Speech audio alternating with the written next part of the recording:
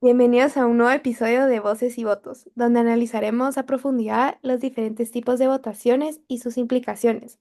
Hoy hablaremos sobre las elecciones en Guatemala del 2023, un proceso que ha generado mucha polémica y ha mostrado el descontento y la división en la sociedad.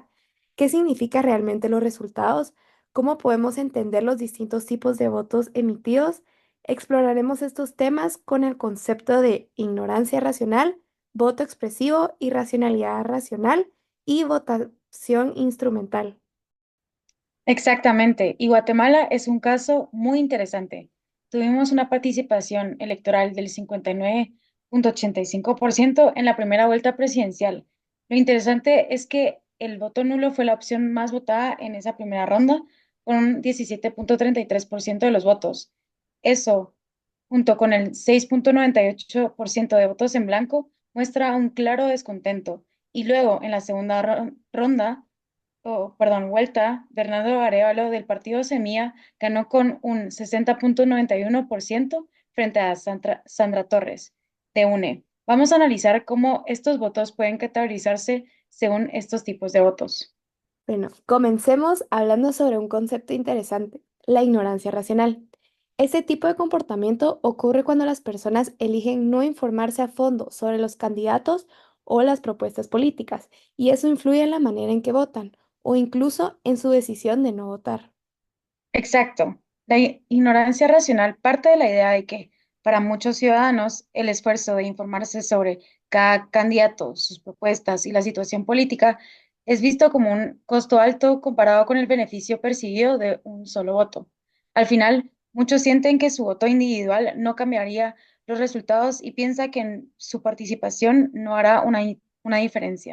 Sí, es interesante porque esto es algo que se observó en las elecciones de Guatemala en 2023, si tú recuerdas, aunque vimos una participación del 59,85% en la primera vuelta, una gran parte de la población optó por no involucrarse o informarse en profundidad sobre los candidatos.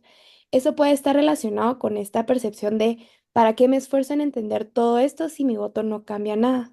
Totalmente, Sofi. Y aquí también podemos ver, o sea, y usar este ejemplo concreto que no sea el voto nulo. Imagínate a un ciudadano que al ver que los partidos tradicionales siguen ganando terreno elección tras elección piensa, ¿para qué me informo? Al final siempre ganan los mismos y mi voto no influiría en el cambio que yo quiero. Bueno, ahora, ¿qué tal si hablamos del voto expresivo? Este tipo de voto ocurre cuando las personas emiten su voto no tanto para influir en el resultado, sino para expresar sus emociones, identidad o creencias. En el caso de Guatemala, el voto expresivo puede verse en aquellos que optan por el voto nulo como señal de protesta. Sí, me encanta que destacaste el voto nulo, Sofi, en las elecciones presidenciales y legislativas. Fue una clara muestra de este voto expresivo.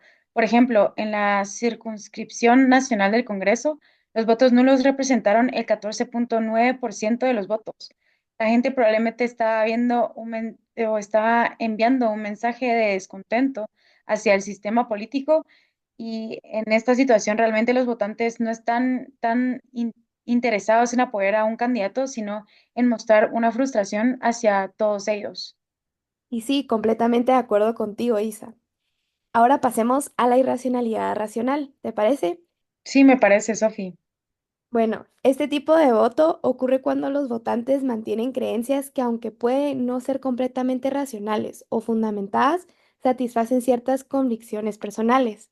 En Guatemala muchas veces se ve en la creencia de que solo ciertos partidos representan valores tradicionales o cambios necesarios, sin que esto necesariamente esté basado en análisis detallados.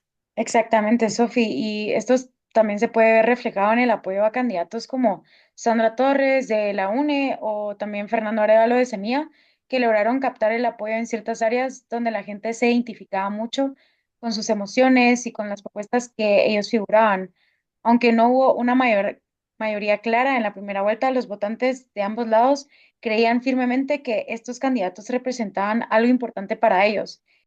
Bueno, ahora finalmente hablemos de la votación instrumental, donde los votantes apoyan a un candidato no solo por su identidad o convicciones emocionales, sino porque esperan obtener un beneficio concreto. En Guatemala, este tipo de voto se da frecuentemente en comunidades con altos niveles de pobreza, donde la afiliación a partidos puede estar relacionada con la expectativa de beneficios materiales o mejoras en servicios. Sí, esto también se puede ver observado en el caso de los afiliados a partidos como la UNE y Vamos, que lograron ganar en varias áreas del país. Digamos, en la primera vuelta, UNE ganó en 17 de los 22 departamentos. Este apoyo en zonas rurales puede interpretarse como una votación instrumental, ya que los votantes afiliados al partido esperan recibir apoyo o también beneficios a cambio de su lealtad. Sí, además el proceso de certificación de resultados de las elecciones municipales, que se extendió hasta septiembre, mostró problemas de gestión en el TSE.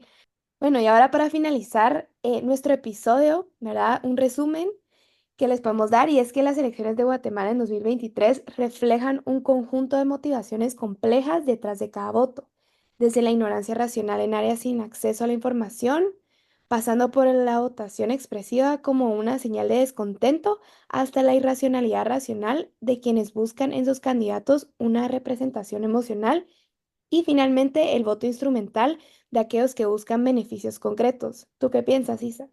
Sí, totalmente de acuerdo, Sofi.